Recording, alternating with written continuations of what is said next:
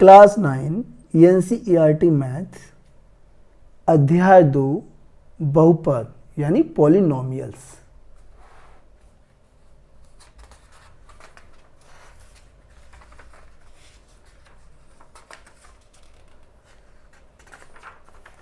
इसमें आज हम प्रश्नावली 2.1 के प्रश्नों को सॉल्व करेंगे। प्रश्न 1, निम्नलिखित व्यंजकों में कौन कौन एक चर में बहुपद है और कौन कौन नहीं है, कारण के साथ अपने उत्तर दीजिए। तो यानी यहाँ पर जो ये सब दिए हुए हैं इनमें हमें बताना है कि कौन बहुपद है और कौन बहुपद नहीं है।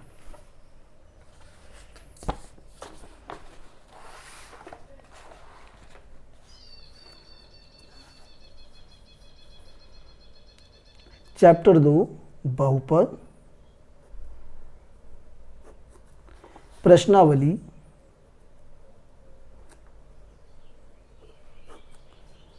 2.1।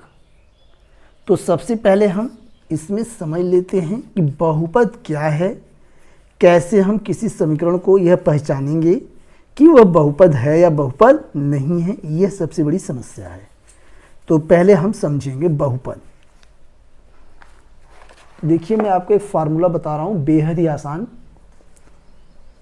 यदि इसे आप फॉलो करते हैं तो आसान तरीके से आप पता लगा लेंगे बहुपद है या नहीं है। बहुपद के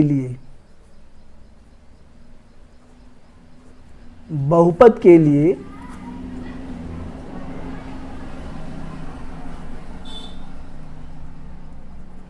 चर राशि की घात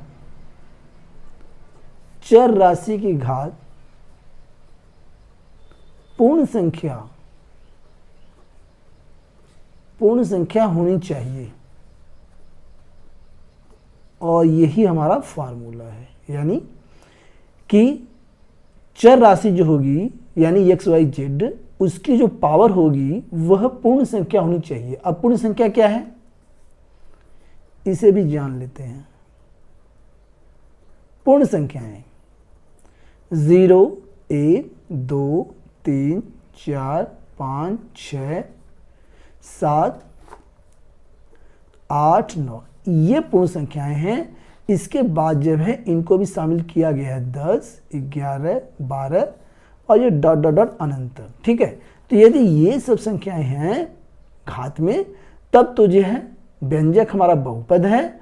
और यदि इनमें से कोई नहीं है तो हम ये कह सकते हैं कि बहुपद नहीं है। अब आइए प्रश्नावली को सॉल्व करते हैं।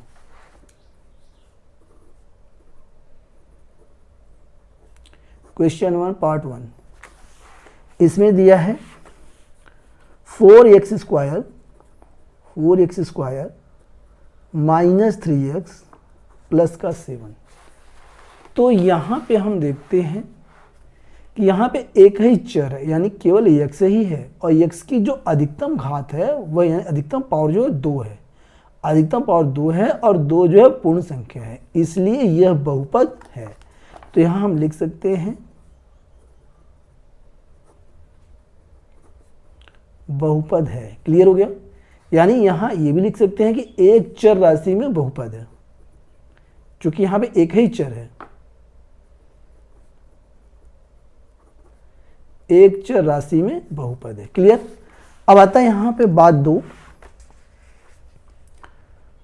पार्ट इसका 2, y का स्क्वायर प्लस अंडर रूट 2।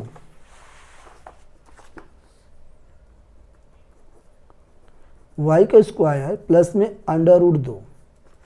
तो यहाँ भी जो हमारा चर है वो एक ही y है, और इसकी जो पावर है अधिकतम वह 2 है। पावर इसकी अधिकतम 2 है, पूर्ण संख्या है, इसलिए यह जो है बहुपद है। बहुपद यानी कि पॉलिनोमियल बहुपद है एक चर राशि में। एक चर राशि में। अब यहाँ पे आता है पार्ट 3। इसमें क्या कहा है?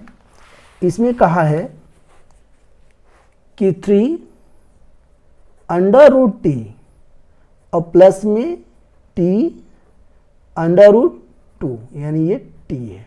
ठीक है, तो यहाँ पे देखते हैं। अब यहाँ पे जो अंडर रूट टी है हम इसे पावर बनाएं कैसे? ये जो है 3 और ये t, और ये अंडर रूट को हटाएंगे तो इसकी पावर 1/2 हो जाएगी, प्लस में t और ये अंडर रूट 2। तो यहाँ पे t की पावर 1 है और यहाँ t की पावर कितनी है 1/2, और 1/2 जो है वह पूर्ण संख्या नहीं है। यहाँ देखिए कहीं 1/2 है, नहीं है, इसलिए जो है यह बहुपद नहीं है। क्लियर हो गया? इसकी जो पावर है पूर्ण संख्या नहीं है, इसलिए यह व्यंजक बहुपद नहीं है, बहुपद नहीं है। क्लियर? अब इसका आता है पार्ट 4। पार्ट 4 में यहां पर आता है y प्लस 2 बटे में y। इसे देखिए हम लिख सकते हैं y प्लस में, और ये 2, और ये जो y ऊपर जाएगा तो यहाँ y की पावर -1 हो जाएगी, y की पावर -1, क्योंकि यहाँ पर y की जो पावर 1 है और यहाँ y की पावर जो है -1 है। ठीक है, तो यहाँ पे ये क्लियर कहा गया है कि पावर यानी घात जो है वह पूर्ण संख्या होनी चाहिए, जबकि यह जो -1 है यह पूर्णांक है, यह हमारा ऋणात्मक पूर्णांक है, और ऋण पूर्णांक जो संख्याएं होती हैं वह पूर्ण संख्याओं में शामिल नहीं होती हैं, इसलिए यह भी जो हमारा व्यंजक है बहुपद नहीं है। तो हम लिख सकते हैं बहुपद नहीं है। Clear cut? अब यहाँ पे आगे आता है हमारा पार्ट 5। इसमें क्या है? इसमें है x की पावर 10। पार्ट 5 अंतिम पार्ट है। x की पावर 10 प्लस में y की पावर 3, y की पावर 3 और प्लस में t की पावर 50, t की पावर 50। तो यहाँ देखिए, यहाँ x एक चर, y 2 चर और t जो है 3 चर, यानी इसमें अलग अलग 3 चर हैं, और यहाँ जो घात है x की वह 10 है जो कि पूर्ण संख्याओं में शामिल है। y की पावर 3, इसकी घात 3, यह भी पूर्ण संख्याओं में शामिल है। t की पावर 50, यह भी इसमें शामिल होगा, जब आगे आप गिनती हुई करते चले जाएंगे तो 50 आएगा। ठीक है, तो 50 भी शामिल है। तो कहने का मतलब है कि यहाँ पे तीनों चरों के ऊपर जो घात है वह पूर्ण संख्या है, इसलिए यह बहुपद है। लेकिन यह एक चर में नहीं है, यह 3 चरों में है, 1 2 3 चर। यहां हम लिख सकते हैं बहुपद है,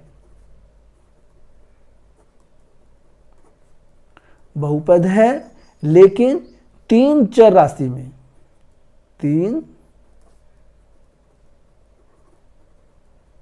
चर राशि में। मुझे उम्मीद है कि यह प्रश्नावली 2.1 का प्रश्न 1 आपको बहुत ही अच्छी प्रकार से समझ में आया होगा। यदि फिर भी आपका कोई डाउट है तो मुझे कमेंट करें। मिलते हैं नेक्स्ट वीडियो में नेक्स्ट क्वेश्चन के साथ। Thanks for watching.